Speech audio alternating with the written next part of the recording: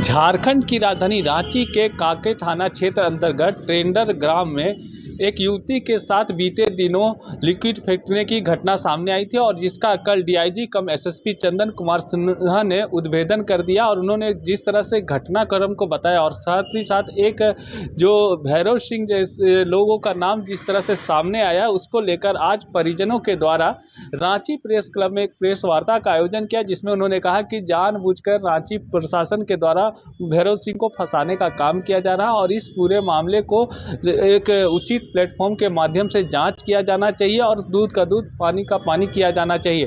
आपको सुनाते हैं किस तरह से एसएसपी चंदन कुमार सिन्हा ने पूरे मामले को जानकारी दी थी और उसके बाद किस तरह से परिजनों ने जो है सो कहा कि भैरव सिंह का रोल इसमें कितना है और कितना नहीं है। मौके पर क्या कुछ कहा गया, आइए आपको सुनाते हैं। देखा जाएगा। इसमें टेंडर कोई सुधीर कुमार नामक व्यक्ति के ऊपर का था, जिसमें अमन चंद्र जो वादी हैं उनका टेंडर प्रक्रिया में कोई रोल नहीं था। अगर आप टेंडर की कॉपी देखेंगे जो हम लोगों के पास है तो टेंडर जो है वो पत्रांक 233 दिनांक 21/5/2025 की थी। उसमें सेक्शन पारा 9 में लिखा हुआ है कि वसूली कार्य हेतु स्वच्छ छवि वाले स्वयं सेवकों और कर्मियों को नियुक्त करना होगा। तो ये जो वाद है, इस वाद की गहराई से अगर जांच की जाए तो ये देखा जाएगा जो वादी अमन चंद्र हैं उनके विरुद्ध 4 केस न्यायालय में दर्ज थे, जिसमें 3 अभी पेंडिंग है। एक धनबाद सिविल कोर्ट में, एक रांची सिविल कोर्ट में और एक हजारीबाग सिविल कोर्ट में। एक केस में माननीय सत्र न्यायालय द्वारा रांची के द्वारा उन्हें 10 साल की सज़ा दी गई थी। उनका आपराधिक छवि को पहले पुलिस को जांच करनी चाहिए थी। उन पुलिस को वादी से भी एक स्पष्टीकरण लेना चाहिए था कि आप उस दिन वहाँ पे क्यों मौजूद थे और वो जो घटना था उसमें कौन कौन थे। वो अपनी दिशा पुलिस के द्वारा जो है वो जांच नहीं करके अभियुक्त जो भैरव सिंह है उनके प्रति एक कोरम पूरा करके गिरफ्तार करके भेज दिया गया।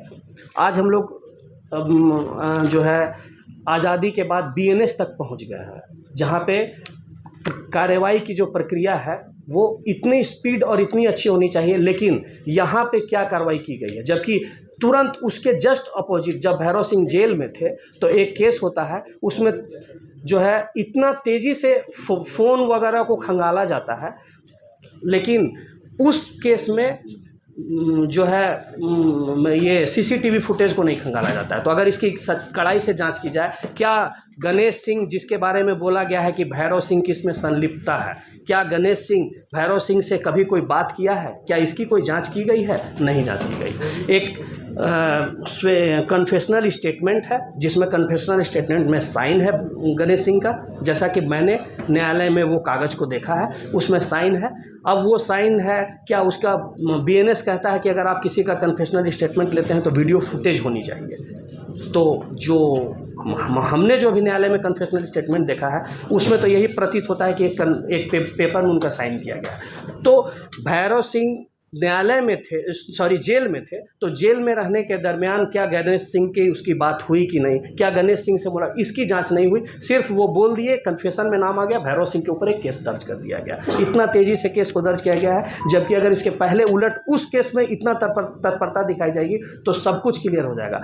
अगर कोई प्लान गणेश सिंह भैरव सिंह कर रहे हैं कि मुझे अपने आप को बचाना है, इस केस में किसी और को संलिप्त करना है, तो जाहिर बात है भैरव सिंह 25 तारीख के FIR के बाद 17 तारीख को गिरफ्तार हुए थे। 1.5 महीना के दौरान वो कुछ भी प्लानिंग कर सकते थे। उनके पास प्लानिंग करने का अथक समय था, लेकिन वो प्लानर है नहीं, एक्चुअल वो समाज सेवक है। वो समाज के लिए जा रहे हैं, दौड़ रहे हैं, उठ रहे हैं, बैठ रहे हैं, उनको इससे कोई मतलब नहीं है। उन्होंने एक स्पष्टीकरण दिया, वो सोचे कि पुलिस अपना तत्परता से जांच करेगी और जांच करने के बाद सच्चाई सामने आएगा, मैं था नहीं, मैं निकल जाऊंगा।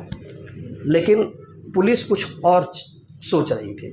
तब जब ये मंदिर मुद्दा के लिए आगे आते हैं, इनका वीडियो आता है और लव जिहाद के मामले के लिए जब जाते हैं, उस समय इनको गिरफ्तार क्यों किया गया? जाहिर बात है पुलिस जो है, जैसा कि मैं तो नहीं बोल, जैसा उनकी माता का कहना है कि पुलिस क्या करे, वो तो उनका विषय है। मेरा विषय यही है कि 1.5 महीना में अगर भैरव सिंह को कुछ करना रहता तो वो 1.5 महीना में करते। पुलिस को इसकी जांच की जानी चाहिए पुलिस के द्वारा कि क्या भैरव सिंह स्टैंड वाले दिन जो घटना थी उस दिन थे कि नहीं। FIR में कहा गया है कि मेरे साथ मारपीट किया गया, कड़ा वगैरह से मारा गया।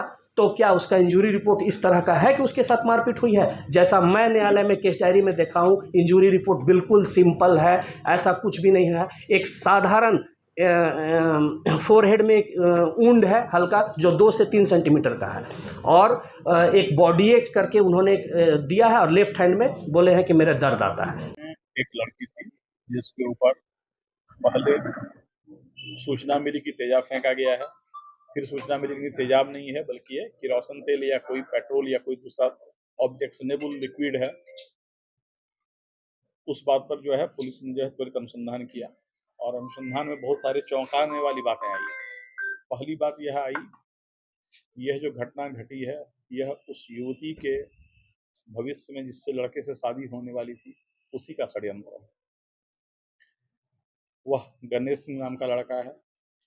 घटना का कारण यह है कि 25 मई को एक एफआईआर हुआ था चुटिया थाना में, जिसे अमन चंद्रा ने कराया था, जिसमें रंगदारी और धमकी देने का मामला था। उस कांड में एक अभियुक्त भैरव सिंह को रांची पुलिस ने जेल भेजा है। इसमें जो गणेश सिंह है वह भी उसमें एक अभियुक्त है अन्य लोगों के अलावा। तो गणेश सिंह और भैरव सिंह ने यह योजना बनाई कि हम लोग लड़की पे तेजाब या कोई पेट्रोल फेंक देंगे और इस घटना को अमन श्रीवास्तव गिरोह से जोड़ देंगे, और बाद में फिर इसको हम लोग दिखाएंगे कि अमन श्रीवास्तव गिरोह जो है वह अमन चंद्रा के फेवर में है, जो अमन चंद्रा को ठीका मिला और जिससे लड़ाई इन लोग की हुई थी। तो इन लोग की षड्यंत्र यह था कि अमन चंद्रा को फंसाना है और उसको अमन श्रीवास्तव गिरोह से जोड़ के दिखाना है। इस षड्यंत्र के तहत इन भैरव सिंह और गणेश सिंह ने ये योजना बनाई, और गणेश सिंह ने अपनी होने वाली पत्नी, जिसके बारे में बोलते हैं कि शादी सेट हो गई है, ये दोनों एक होटल के कमरे में रुके 23 तारीख की रात में। नेवरदलेस रेस्टोरेंट नाम हर मुंह है, और रात में अब या तो प्रेमिका की सहमति से या बिना उसको बताए उसके मोबाइल में एक इंस्टाग्राम आईडी बनाए, और उस इंस्टाग्राम आईडी को ही अमन श्रीवास्तव गैंग का कह के अपने मोबाइल पर उससे धमकी भेजवाई।